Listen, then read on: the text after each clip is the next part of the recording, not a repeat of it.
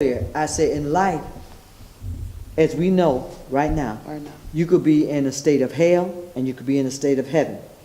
It's to me, the geographical location ain't gonna make no difference if you're gone.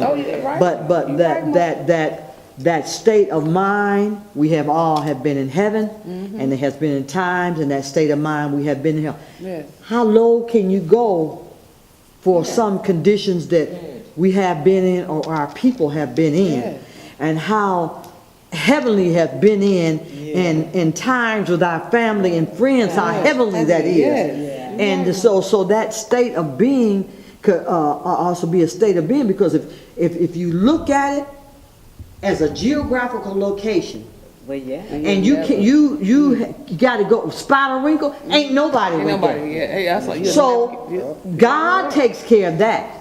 We don't worry about it. But what we want to be in a state of mind as heavenly as possible, because He offered us that, because we want to know Him.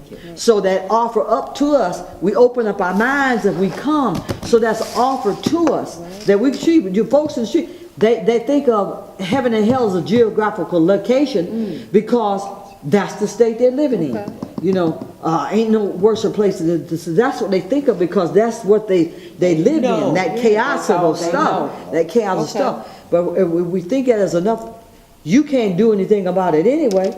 So I might as well be in that state where, and you know how you nothing's really happening. You just feel just great. You're looking at everybody like, what's wrong? Yeah, I know they're crazy. They mind they crazy, but I'm feeling all right today. They stupid. That's all right. But I'm feeling pretty fine today. And turn on their football game. Y'all in heaven. Those are states of the joy that God gives us, and that's why we come to Bible. We're trying to stay there, because the world will take us out of there. I mean, that world will take you out of there. You in, as Reverend Buck said, from 10 to 1, you ain't even got out your seat. You ever got out your seat, you know? And I'm not taking anything away from the people. They're so destitute now, such poverty and despair and confusion. You gonna send them to a worse place than they in?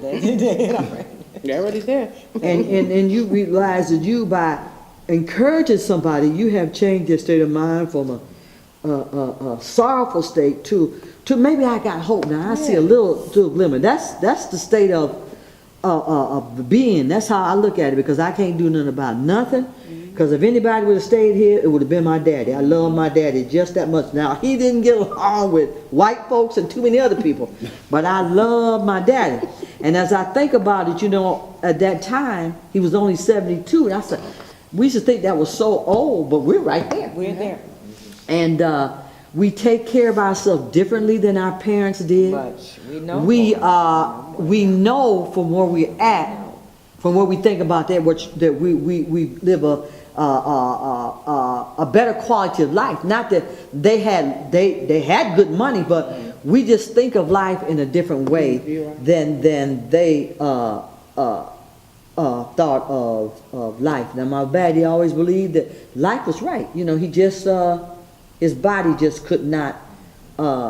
He could not endure that anymore. But he was not. But he believed life was right, and to enjoy your life. And he would tell Butch, he said, got it going on, Butch. You call him Butch. Got it going on, Butch. Got it going. He said, if I was about 20 years younger, I'd get myself a ragtop automobile. That's what he was saying.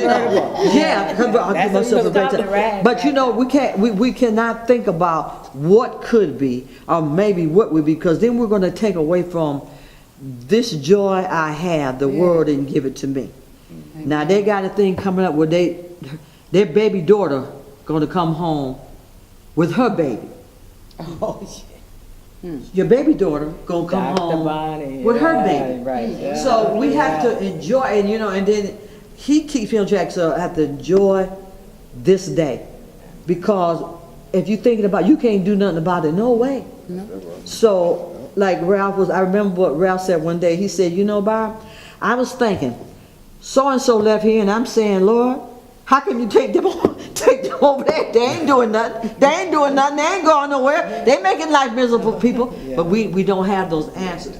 But I want the answers for us to, keep, and I think when we talk about ourselves, it gives us awareness of there is joy. And I want to be among those joyful things, Thank you, Lord. And I thought about, so there is joy, we have to find it, Even in crazy stuff, when folks come, I find some joy in it. I said, how that sound to you? That's right. I said, how do you want that sound like Right to you? now. And we just start laughing. Stay in the We just moment. like, I said, oh, do that sound crazy to you? We just start laughing. Surrender. But, yeah, we have one thing.